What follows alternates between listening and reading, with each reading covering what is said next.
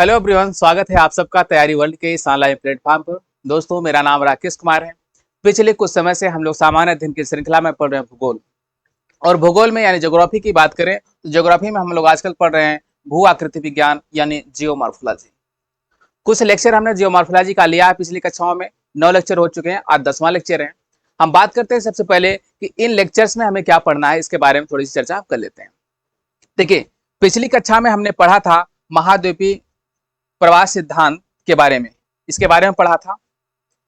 हमने पढ़ा था कैसे वेगनर महोदय ने बताया था कि पहले एक सुपर कॉन्टिनेंट हुआ करता था जिसका नाम था पेंजिया, और ये सुपर कॉन्टिनेंट के चारों तरफ महासागरीय जल था जिसका नाम था पेंथालासा। ट्रियासिक युग तक, कार्बोनिफेरस से ट्रियासिक युग तक आते आते पेंजिया में विखंडन हुआ दो भागों में। एक नॉर्थ की तरफ चला गया और एक साउथ की तरफ चला गया। जो नॉर्थ की तरफ चला गया उसे कहा गया अंगारा लैंड, और जो साउथ की तरफ चला गया उसे कहा गया गोंडवाना लैंड। अब हमने इसके बाद में चर्चा किया था कि अंगारा लैंड में कौन कौन से देश आते हैं। देश की बात नहीं, हम कह सकते हैं कौन कौन से कॉन्टिनेंट आते हैं, कौन कौन से महाद्वीप आते हैं। गोंडवाना लैंड में कौन कौन से आते हैं, इन सब चीजों के बारे में हमने चर्चा कर लिया था। कैसे ये विस्थापन हुआ, इसके लिए कौन से जिम्मेदार बल थे।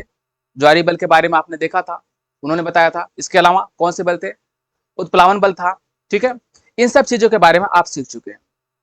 आज हमें चर्चा करनी है कि महाद्वीपीय प्रवास सिद्धांत के पक्ष में वेगनर ने साक्ष्य क्या दिया था। इनके कौन कौन से साक्ष्य थे, इनके कहने का मतलब कौन कौन से तर्क थे। इसके आधार पर इन्होंने प्रूव करने की कोशिश किया था कि महाद्वीपों का विस्थापन हुआ है, यानी इनका क्षैतिज प्रवाह अवश्य हुआ। इस बात के पीछे का जो तर्क दिया था उसी के बारे में हमें सीखना। आइए बढ़ते हैं कक्षा की ओर। देखिए, यहाँ पे सबसे पहली बात यह है, हमने इन चीजों के बारे में सीखा है। वेगनर के अनुसार पेंजिया क्या था, आपने पता था क्या है, ये सुपर कॉन्टिनेंट है। सुपर कॉन्टिनेंट, ये बात आप सीख चुके हैं। क्या था, सभी जितने भी महाद्वीप आज दिख रहे हैं पहले एक हुआ करते थे, और उसी का नाम था क्या, पेंजिया। और उसी महाद्वीप, ये आपका पेंजिया हो गया, ये क्या, पेंजिया। पेंजिया के चारों तरफ विशाल महासागरीय क्षेत्र था, चारों तरफ से ये घिरा था इसी से। इसी का नाम था क्या, पैंथालासा। पैंथालासा, यहां पढ़ लीजिए, कोई कंफ्यूजन रहेगा जब हम एमसीक्यू करेंगे तो आप बेहतर तरीके से वहां पे क्लियर कर लेंगे। ठीक है, हमारी कोशिश यही होगी कि कक्षा आपको बेहतर समझ में आए। पैंथालासा के बारे में आपने सीख लिया क्या है। देखिए, जब इस पेंजिया का विखंडन हुआ था, यही पेंजिया है, जब पेंजिया का विखंडन हुआ था कब, ट्रियासिक में। ये नॉर्थ की तरफ एक भाग चला गया और दूसरा भाग चला गया साउथ की तरफ। ये नॉर्थ की तरफ हो गया और ये साउथ की तरफ। जब इसका एक पार्ट नॉर्थ की तरफ चला गया यानी उत्तर, दूसरा दक्षिण, यहाँ पे बीच में खाली स्थान जो बचा, क्योंकि इसके चारों तरफ जल ही जल है, यहाँ पे जब खाली स्थान बना है, यहाँ का जल आके यहाँ पे भर गया। यहाँ का जल जब भर गया, इसका नाम क्या रखा उन्होंने, टेथिस सागर। क्या कहा गया, इसका नाम ही रखा गया टेथिस सागर। बात क्लियर है। इसी टेथिस सागर से होकर विषुवत रेखा गुजर रही थी। विषुवत रेखा का मतलब आप जानती हैं, जो पृथ्वी को बीचों बीच बांटती है, उसी का नाम होता है विषुवत रेखा। बात कंफर्म हो गई। चलिए, टेथिस सागर के बारे में भी आपने जाना। अब हम बात करते हैं अंगारा लैंड और गोंडवाना लैंड की। देखिए, पिछली कक्षा में आपने सीखा है इन चीजों को, लेकिन फिर से रिवीजन करने का मोटिव यही है, जो लोग आज पहली बार कक्षा में जुड़ रहे हैं, जिससे उनको भी लाभ मिले। हालांकि और डिटेल जानना तो आप पिछली कक्षा को जाकर विजिट करिए। ये जो नॉर्थ में गया हिस्सा, इसी का नाम रखा गया क्या, अंगारा लैंड। अंगारा लैंड। और जो दक्षिण की तरफ गया, इस भूमि का नाम रखा गया गोंडवाना लैंड। गोंडवाना लैंड। बात क्लियर है। चलिए, आई थिंक यहां तक बात आपको बेहतरीन तरीके से समझ में आएगी। आप पेंजिया, पैंथालासा, टेथिस सागर, गोंडवाना लैंड, अंगारा लैंड के बातों से आप परिचित हैं। अब हम बात करते हैं वेगनर ने जो अपना सिद्धांत दिया था, कब दिया था, थोड़ी सी बात कर लेते हैं। इस सिद्धांत की परिकल्पना सबसे पहले 1906 में किया था। किसने, टेलर ने। टेलर ने बताया कि महाद्वीपों का विस्थापन हुआ है। यह बात सत्य है कि महाद्वीपों का विस्थापन हुआ है। इस तर्क को उन्होंने दिया था, हालांकि प्रूफ नहीं कर पाए थे पूरी तरीके से। वेगनर ने 1912 में जर्मन भाषा में इस बात को प्रकाशित किया। कहने का मतलब, ये जो उनका तर्क था, इसको जर्मन भाषा में उन्होंने प्रतिपादित किया। ये वेगनर थे कौन, ये जलवायुवेत्ता थे जर्मनी के। बात क्लियर है। 1912 में ये घटना घटी। यही बात 1924 में 1924 में सत्र पे हम जोर इसलिए दे रहे हैं, बहुत बार इस सत्र के बारे में पूछा गया, खासकर उत्तर प्रदेश की, हम उत्तर प्रदेश पीसीएस की बात करें, लोक सेवा आयोग की बात करें, इनका फेवरेट क्वेश्चन ये रहा हमेशा से। 1924 में यही चीज अंग्रेजी भाषा में प्रकाशित हुआ। जब अंग्रेजी भाषा में प्रकाशित हुआ तब यह सार्वभौमिक हुआ। कहने का मतलब सभी देशों में, जर्मन भाषा तो हर देश जानते नहीं है, अंग्रेजी एक अंतर्राष्ट्रीय भाषा के रूप में आप जान ही रहे, ऐसे में यह विभिन्न विद्वानों, विभिन्न देशों के विद्वानों के पास ये सिद्धांत पहुंचा और इसको सर्वमान्यता मिली। ठीक है, अब बात यहाँ पे करनी है, याद कैसे रखेंगे, देखिए यहाँ पे 6, टेलर पहली बार इन्होंने दिया बात, 6 का दोगुना कर देंगे 12, 12 में जर्मन में आया, इसका दोगुना कर देंगे 24। याद रखने के लिए आप ऐसे जोड़ सकते हैं। टेलर ने पहले सिद्धांत दिया था 6 में, वास्तविक सिद्धांत की बात करें 12 में दिया था कौन, वेगनर ने, और 24 में उसी का अंग्रेजी वर्जन आया था। चलिए इनके सिद्धांत के बारे में बात करते हैं। इन्होंने जो तर्क दिया, इन्होंने बताया कि वर्तमान महाद्वीपों को मिलाकर भौगोलिक एक रूपता दी जा सकती है। भौगोलिक एक रूपता देने से आशय यहां पर यह है कि यहां पर देखेंगे आपका ये उत्तरी अमेरिका का एरिया है, ये क्या है, उत्तरी अमेरिका, यह है दक्षिणी अमेरिका, इन सब चीजों से आप परिचित हैं। यह है अफ्रीका, यह पूरा एरिया कहलाता है यूरेशिया। ठीक है, यूरेशिया, यह है ऑस्ट्रेलिया,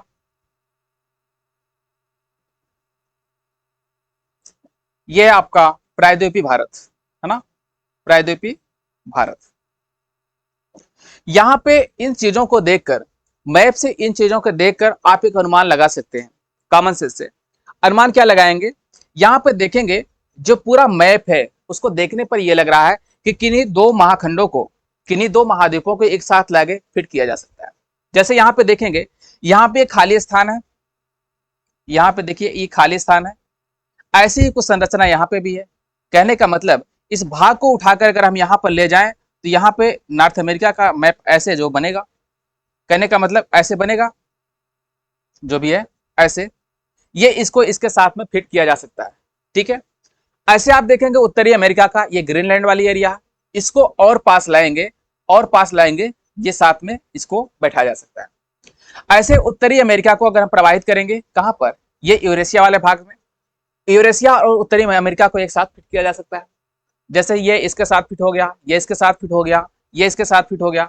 आगे देख लेते हैं, यहां पे देखिए एक गड्ढे जैसा नजर आ रहा है, ये क्या है, कारपेंट्रिया की खाड़ी, कारपेंट्रिया की खाड़ी। और ऐसी संरचना आपको लगभग ऐसी संरचना यहां पे दिख रही, कहां पे, प्रायद्वीपीय भारत की। यहां पे इसको लाएंगे, लाकर यहां पे इसमें प्रायद्वीपीय भारत को फिट किया जा सकता है। ये इनका पहला सिद्धांत था, इसी का नाम इन्होंने दिया था जिग-सॉ फिट थ्योरी। कहने का मतलब साम्य विस्थापन। ठीक है, साम्य स्थापन। साम्य स्थापन का मतलब ये जो जितने भी महाद्वीप और महासागर हैं, इनके जो किनारे हैं ये आरी की दांती के जैसी हैं। आरी के दांते का मतलब ये है कि जैसे स्थिति ऐसी है, आरी के दांते जैसा है, ऐसा है, और ऐसी स्थिति यहां पर भी होगी। कहने का मतलब इनको दूसरे को एक साथ लाकर फिट किया जा सकता है, ऐसी सिचुएशन है। ये इनका पहला साक्ष्य था, किसका, वेगनर का। ये पहला साक्ष्य था कि जितने भी महाद्वीप और महासागर हैं उनके किनारों को अगर देखें वो इस प्रकार से कटे फटे हैं कि उनको जब पास में लाया जाएगा तो आरी की दांती के जैसा, यानी जिग-सॉ फिट के आधार पर उसको व्यवस्थित किया जा सकता है, बैठाया जा सकता है। अब जब ऐसा बैठाएंगे, बैठाने के बाद क्या होगा, बैठाने के बाद एक जो पिंड बनेगा, इसी का नाम इन्होंने दिया था क्या, पैंजिया। ठीक है, जब सारे महाद्वीपों को उठा के एक जगह बैठा दिया जाएगा, स्ट्रक्चर बनेगा, बाकी बचेगा क्या, पानी वाला एरिया, उसी का नाम दिया था इन्होंने पैंथालासा। ठीक है, हम पढ़ क्या रहे हैं यहाँ पे हम क्या सीख रहे हैं कि वेगनर ने महाद्वीपों के प्रवाह के संबंध में क्या क्या साक्ष्य दिया था। पहले साक्ष्य के बारे में हमने पढ़ा क्या, जिग-सॉ फिट थ्योरी। ठीक है, बढ़ते हैं आगे। देखिए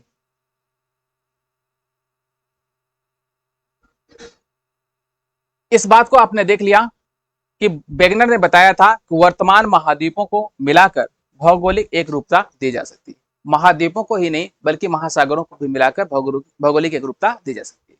लेकिन महाद्वीप की बात इसलिए करते हैं क्योंकि महाद्वीप स्पष्ट तरीके से आप देख सकते हैं, जो जलाशय वाला क्षेत्र है यानी महासागर वाला क्षेत्र है वहां पे उच्चावच की क्या स्थिति है, ऊपर जो है वो तो दिखता है लेकिन नीचे का हम उतने तरीके से देख नहीं पाते। ठीक है, आगे बढ़ते हैं।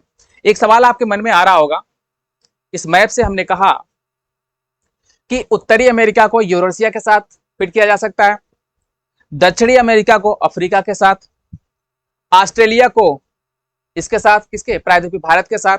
इसी तरीके से मेडागास्कर को देख रहे हैं, यहां पे देखेंगे अगर ये वाली एरिया ऐसा बना है, अब देख रहे हैं मेडागास्कर भी ऐसे ही है, कहने का मतलब इलाका यहाँ फिट हो सकता है, ऐसी स्थिति। ऐसे देख रहे हैं यहाँ पे बहुत सारे द्वीप हैं। अब आपके मन में आ रहा होगा ये द्वीप कहाँ फिट होगा। देखिए, महाद्वीपों का जो प्रवाह हुआ है वह ऐसा नहीं पहले हुआ था अब होना बंद हो गया, इनके प्रवाह की प्रक्रिया अभी भी जारी है।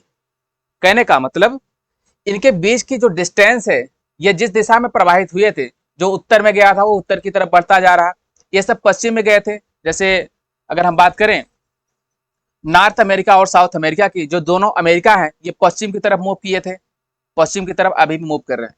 कहने का मतलब जब ये पश्चिम की तरफ अभी मूव कर रहे हैं तो इनके बीच ये जो डिस्टेंस है, जो जलीय क्षेत्र, इसका बढ़ता जा रहा है मामला। यहाँ पे ऐसे देखेंगे, प्रायद्वीपीय भारत को देखेंगे आप, यहाँ पे कंडीशन क्या है, हिंद महासागर का विस्तार अभी भी हो रहा है। विस्तार क्यों हो रहा है, क्योंकि महाद्वीपों का प्रवाह अभी भी जारी है और ये जारी रहेगा। कब तक रहेगा ना हमें पता है ना तो आपको पता है। बात क्लियर है। ऐसे यहाँ पे जो द्वीप देख रहे हैं, ये द्वीपों के बीच में विस्तार अभी जारी है, यह प्रक्रिया अनवरत चलती रहेगी। इसी चीज को कहा गया क्या, महाद्वीपीय प्रवाह सिद्धांत। आगे बढ़ते हैं, इनके साक्ष्यों के बारे में थोड़ी सी हम चर्चा कर लेते हैं, कौन कौन से साक्ष्य दिए थे। ठीक है, पहले साक्ष्य की बात करें, इन्होंने कहा था जिग-सॉ फिट थ्योरी, कहने का मतलब साम्य विस्थापन। साम्य विस्थापन को मोटे तौर पर अभी हमने देख ही लिया था। क्या था साम्य विस्थापन। साम्य विस्थापन में हमने देखा था कि दक्षिणी अमेरिका एवं उत्तरी अमेरिका के पूर्व किनारों को क्रमशः अफ्रीका एवं यूरेशिया के पश्चिमी किनारों से मिलाया जा सकता है। देखिए, यहाँ पे इस लाइन से आपको एक चीज का अंदाजा लगा होगा कि परीक्षा की दृष्टि से क्या पूछेगा। आप तो ये दिमाग लगा ही लिए, कंफ्यूजन कहाँ पे होता है इसके बारे में हम मैप से ही बताते हैं, मैप से ज्यादा आपको समझ में आएगा। जैसे यहाँ पे देख रहे हैं, सारी चीजों को मिटा देते हैं। यहाँ मानचित्र देखने के बाद क्या लग रहा है, देखिए ये उत्तरी अमेरिका वाला हिस्सा है और ये उत्तरी अमेरिका का हिस्सा है। आप जानते हैं नक्शे पर हम कैसे देखते हैं, नक्शे पर देखने के लिए क्या करते हैं, जो ऊपर वाला एरिया होता है उसे कहते हैं नॉर्थ, नीचे वाला साउथ, जो दाहिने पड़ेगा ईस्ट और जो बाएं पड़ेगा वेस्ट, यही होता है। यहां पर देखेंगे इस फिगर में क्या नजर आ रहा है, ये उत्तरी अमेरिका है, ये उत्तरी अमेरिका है, ठीक है, और ये है दक्षिणी अमेरिका। अब कहेंगे ये बताने वाली बात है, जी बिल्कुल है। क्यों है, क्योंकि हमें, हमारा उद्देश्य है आपका एक एक पॉइंट क्लियर हो सकता है आपने बहुत ज्यादा डीप स्टडी किया हो ज्योग्राफी का, लेकिन यकीन मानिए क्लास के आप अंत तक जुड़े रहिए, कुछ ना कुछ नई चीज जरूर मिलेगी और हर क्लास में मिलती है, नहीं ऐसा नहीं कि हमारी ही क्लास में मिलेगी। यहाँ पे ये उत्तरी अमेरिका है, उत्तरी अमेरिका का ये कौन सा भाग होगा, ये भाग होगा पूर्वी। कौन सा भाग होगा, पूर्वी भाग होगा। ऐसे देखेंगे ये यूरेशिया है, यूरेशिया का मतलब यूरोप और एशिया को मिलाकर, ये यूरेशिया का कौन सा भाग है, कौन सा भाग है भाई, मैप पे आप ऐसे खड़े होंगे, जो आपके बाएं होगा वही मैप पे बाएं होगा, जो आपके दाहिने होगा वही मैप पर दाहिने होगा। आप ऐसे खड़े होंगे, ये वाला एरिया पूरब का है, ये पश्चिम का है, तो यहाँ पे जब ऐसे खड़े हैं तो ये क्या है, पश्चिम है, ये पश्चिम का भाग है ना। कहने का मतलब ये यूरोप का यानी यूरेशिया का पश्चिमी भाग है और ये उत्तरी अमेरिका का पूर्वी भाग। यहां पर देखेंगे यूरेशिया के पश्चिमी भाग को उत्तर अमेरिका के पूर्वी भाग से मिलाया जा सकता है। कहने का मतलब क्या है, कहने का मतलब क्या है, आप इस चीज को आप ध्यान में देखिए, उत्तरी अमेरिका और दक्षिणी अमेरिका को जान रहे हैं, सारे महाद्वीपों के बारे में आप जान रहे हैं। ये जो जिग-सॉ फिट जो थियरी है, इसके बारे में कई बार स्टेटमेंट पूछा जाता है। जिग-सॉ फिट थियरी के अनुसार या वेगनर के महाद्वीपीय प्रवाह सिद्धांत के अनुसार, जैसे स्टेटमेंट में एक थोड़ा सा डिस्टर्बेंस दे सकता है, ऐसे दे देगा कि जैसे उत्तरी अमेरिका के पश्चिमी सिरे को यूरेशिया के पूर्वी सिरे से मिलाया जा सकता है।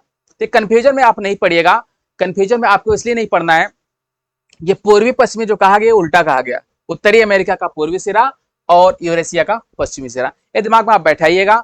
आप मैप की तरफ मुंह करके जब देखेंगे तो जो आपके दाहिने होगा पूरब होगा, जो बाएं होगा वो पश्चिम होगा। आगे इसी प्रकार से देखेंगे हम, जो दक्षिणी अमेरिका का पूर्वी सिरा भाई ये ईस्ट वाला भाग है और अफ्रीका का ये कौन सा भाग है, वेस्ट वाला भाग है। इस दोनों को एक साथ मिलाया जा सकता है।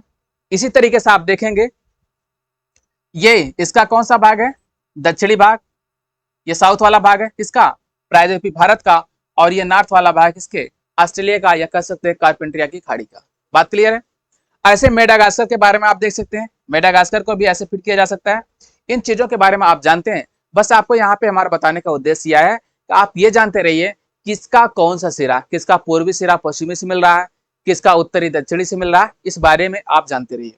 इसको जानने से आपको कई फायदे हैं। पहला, एक तो महाद्वीपों के विस्थापन को आप समझेंगे। दूसरा, इनके बीच जो उत्पन्न होगा, इनके विस्थापन के कारण जो जलीय भाग उत्पन्न हो रहा है, जो महासागर उत्पन्न हो रहे हैं, इनका विस्तार क्यों हो रहा है, ये चीज पता लगेगा। और इनके बीच बीच में कौन सा जलाशय पड़ रहा है, जैसे यहाँ पे देख रहे हैं ये उत्तरी अमेरिका और यूरेशिया के बीच में क्या पड़ रहा है, अटलांटिक महासागर, अटलांटिक पड़ रहा है ना, ठीक है। तो हम पढ़ रहे हैं साक्ष्यों के बारे में। पहला साक्ष्य यही था, इससे क्या क्या परिवर्तन होता है इसके बारे में भी थोड़ा सा हम देख लेते हैं। देखिए यही लिखा गया, नॉर्थ अमेरिका और यूरोप को मिलाया जा सकता है, साउथ अमेरिका और अफ्रीका को। इस बात को आपने सीख लिया। चलते हैं अगले पॉइंट पर।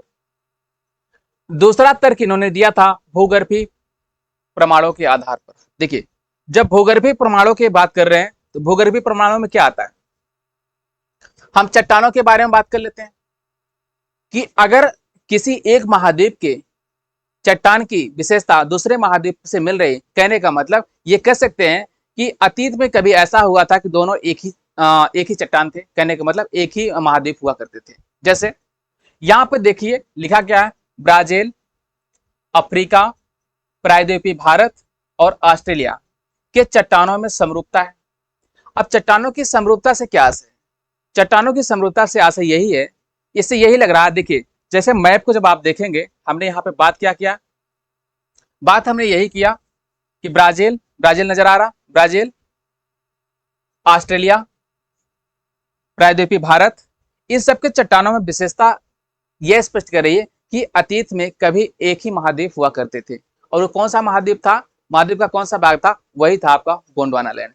क्यों ना इसकी विशेषता होती, इसकी जैसे अगर यही साउथ अमेरिका है और ये नॉर्थ अमेरिका है, अगर इसकी विशेषता रही होती एक दूसरे से, तो हम कहते कि नॉर्थ अमेरिका और साउथ अमेरिका की चट्टानें कभी एक दूसरे से मिलती रहती हैं, या कहने का मतलब अतीत में कभी यह एक ही महाद्वीप का हिस्सा रही है।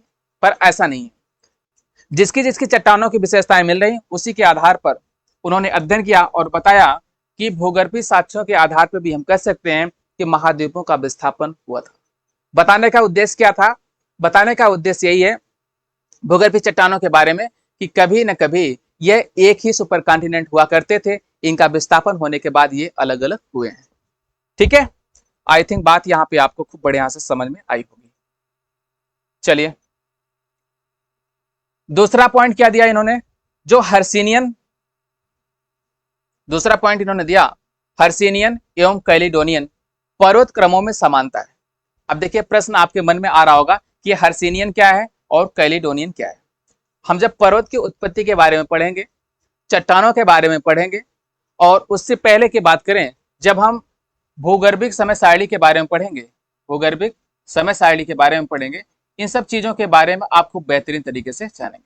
अभी केवल आप नाम याद रखिएगा, हम बात कर रहे हैं किसकी, हर्सिनियन एवं कैलिडोनियन पर्वत क्रम है। पर्वतों की उत्पत्ति के कई सारे चरण हैं, जिसमें हर्सिनियन है, कैलिडोनियन है, अल्पाइन है। ये सब जो चरण है कब हुए हैं, किस युग में हुए हैं, या ये कितने वर्ष पहले की बात है, इन सब के बारे में पढ़ना है हमको भूगर्भिक समय सारणी में। आई थिंक इसके बाद इसकी वीडियो हो सकती है।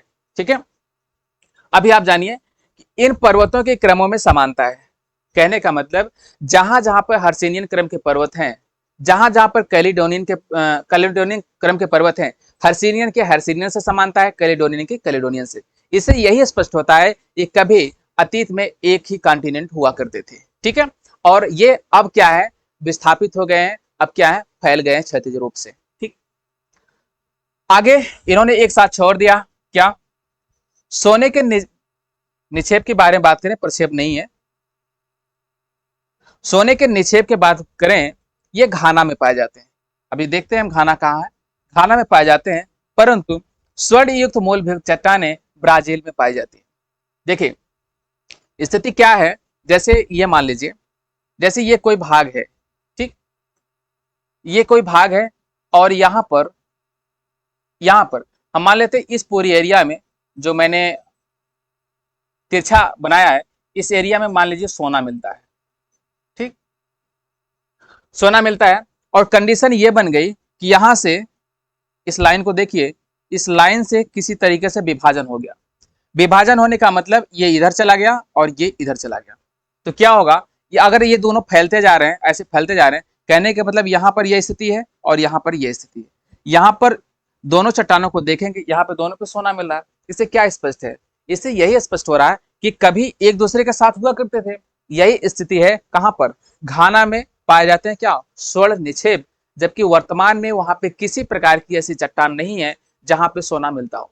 तो कहां से आ गया, और उस चट्टान को अगर हम मिलाते हैं कहां पे, ब्राजील से, मैप से देख लेते हैं। जैसे देखिए ये ब्राजील वाला एरिया है, ये ब्राजील वाला एरिया है, इस एरिया में मिलता है क्या, सोने का निक्षेप। ठीक है, और यहाँ पे ये घाना वाला एरिया है, ये घाना वाला एरिया है, ये बीच में, यहाँ पे मिलता है क्या, सोने का निक्षेप। लेकिन इसके आसपास के किसी क्षेत्र में सोने का निक्षेप नहीं मिलता है, और यहाँ पे ऐसी कोई चट्टान है ही नहीं जहां पे मिलता है। कहने का मतलब ये इससे अनुमान लगाया गया कि ये कभी एक साथ हुआ करते थे, एक प्रकार के चट्टान के रूप में हुआ करते थे। बात क्लियर हुई, आगे चलते हैं, अगले साक्ष्य के बारे में हम बात कर लेते हैं। अगला है, इन्होंने दिया था पूरा जलवायु प्रमाण। देखिए पूरा का मतलब होता है पैलियो। क्या होता है, पैलियो आप इंग्लिश से समझिएगा, हिंदी से समझिएगा, जैसे समझिए, लेकिन आपको समझना है। पैलियो का मतलब आप समझिएगा प्राचीन, और प्राचीन ही नहीं कह सकते हैं, क्या कह सकते हैं, अति प्राचीन। क्या कह सकते हैं, अति प्राचीन। देखिए पैलियो शब्द लगा है, कहने का मतलब अति प्राचीन, यानी वो कैसे जीवाश्मी आधार या भूगर्भीय आधार पे ही कह सकते हैं, उनका यानी करोड़ों वर्ष पहले की बात होगी, ऐसा जहां पे पैलियो मिलेगा आप उसको समझिएगा। यहां पे पूरा जलवायु प्रमाण में इन्होंने क्या दिया कि ब्राजील, अफ्रीका, प्रायद्वीपीय भारत, ऑस्ट्रेलिया, परमो कार्बोनिफेरस काल में ये सभी महाद्वीप दक्षिणी ध्रुव के निकट स्थित थे। यहाँ महत्वपूर्ण बात यह है कि यहाँ पर हिमनद या हिमानी के प्रमाण पाए जाते हैं, क्योंकि परमो कार्बोनिफेरस काल में ये दक्षिणी ध्रुव पर स्थित थे। बात क्लियर है। देखिए ये कहना चाह रहे हैं कि यहाँ पे जो ब्राजील, अफ्रीका, प्रायद्वीपीय भारत, ऑस्ट्रेलिया, कहने का मतलब ये कभी दक्षिणी ध्रुव पर हुआ करते थे। ग्लोब से थोड़ा आप देखिएगा इस चीज को। देखिए यहाँ पे बात की जा रही है किसकी किसकी, ये प्रायद्वीपीय भारत है, इनकी बात हो रही है, ऑस्ट्रेलिया की बात हो रही है, दक्षिण अमेरिका का क्षेत्र है कौन सा, ब्राजील वाला। यहाँ पे कहा जा रहा है ये कभी, चूंकि यहाँ पे हिमानी के साथ अभी भी मिलते हैं। अभी कुछ समय पहले चर्चा में रहा है कि रेगिस्तान में किसी रिसर्चर ने, मतलब एक रिसर्च पत्रिका में प्रकाशित हुआ था ये बात, कि वहां पे हिमानी के साक्ष्य मिले कि पहले यहाँ पे हिमनद बहा करते थे। ये कैसे संभव है, ये संभव इसीलिए है क्योंकि ये सुपर कॉन्टिनेंट गोंडवाना लैंड के भाग हैं, और ये गोंडवाना लैंड कभी दक्षिणी ध्रुव के पास हुआ करता था। आपको पता है दक्षिणी ध्रुव और उत्तरी ध्रुव पर क्या होता है, यहाँ पे बर्फ की मात्रा ज्यादा होती है, बर्फ ही होता है। कहने का मतलब यहाँ पे टेम्परेचर कम होता है, और टेम्परेचर कम होगा तो वहां पे नदियां कैसे रहेंगी, हिमनद बहेगा, हिमानी बहेगा। ऐसी कंडीशन में क्या अनुमान लगाया गया, यहाँ पे जो हिमनद के साक्ष्य मिल रहे हैं, इस साक्ष्य पर यह अनुमान लगाया गया ये कभी दक्षिणी ध्रुव के पास हुआ करते थे, क्योंकि ये गोंडवाना लैंड के हिस्सा है। ठीक है, आई थिंक बात यहाँ तक आपको समझ में आई होगी। अगले पॉइंट की तरफ बढ़ लेते हैं, पूरा जीवाश्मी प्रमाण के बारे में। देखिए पूरा जीवाश्मी प्रमाण के बारे में दो चीजें हैं, एक जीव है जिसका नाम है लेमिंग, एक जीव है जिसका नाम है लेमिंग, और एक वनस्पति है ग्लासोप्टेरिस। बहुत डीप में नहीं जाना, आप नाम याद रखिएगा केवल, लेमिंग जीव को भी याद रखिएगा और ग्लासोप्टेरिस को भी याद रखिएगा। क्या हुआ था पूरा जलवायु प्रमाण में, जो ब्राजील, अफ्रीका में पाए जाने वाले जीवाश्म है, इसमें समानता है। जीवाश्म में समानता का आशय, कोयला जान रहे हैं, कोयला जान रहे हैं। आपने भारत का भूगोल अगर पहले से थोड़ा बहुत जाना होगा तो उसमें एक चीज पढ़ा होगा कि भारत में जो मिलने वाला कोयला है उसका अधिकांश भाग किसका हिस्सा है, गोंडवाना लैंड का। पढ़ा है, नहीं पढ़ा है तो जान लीजिए। भारत में जो मिलने वाला कोयला है उसका अधिकांश भाग किसका हिस्सा है, गोंडवाना लैंड का। तो भैया गोंडवाना लैंड का क्यों नहीं रहेगा, क्योंकि वो तो गोंडवाना लैंड का ही भाग हुआ करता था ना।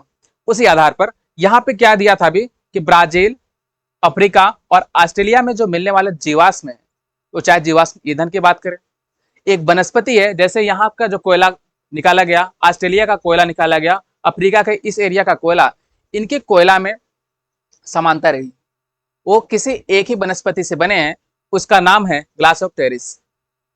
आगे जलवायु परिवर्तन होने के कारण ये विलुप्त हुए, दबे, और कैसे बनता है यहाँ पे उस चर्चा का विषय नहीं है, तो आप इसको याद रखिएगा। कई बार पूछा गया है किस वनस्पति के आधार पर जलवायु कहते क्या विस्थापन का सिद्धांत दिया गया, तो वो है क्या, ग्लास ऑफ पेरिस। एक जीव है लेमिंग, लेमिंग नामक जीव के आधार पर भी, उसके जीवाश्म जो मिले हैं उसके आधार पर भी यह निष्कर्ष निकाला गया कि ये कभी एक कॉन्टिनेंट का हिस्सा हुआ करते थे। आगे बढ़ते हैं। मेसोसोर क्या है, इसका जीवाश्म ब्राजील और अफ्रीका में पाए गए। बिल्कुल, अगर ब्राजील और अफ्रीका में दोनों में पाए गए, आप देख ही रहे हैं ब्राजील कहाँ है, दक्षिण अफ्रीका में, सॉरी दक्षिण अमेरिका में, ब्राजील दक्षिण अमेरिका में है, और ये घाना वाला एरिया कहाँ पर है, अफ्रीका में।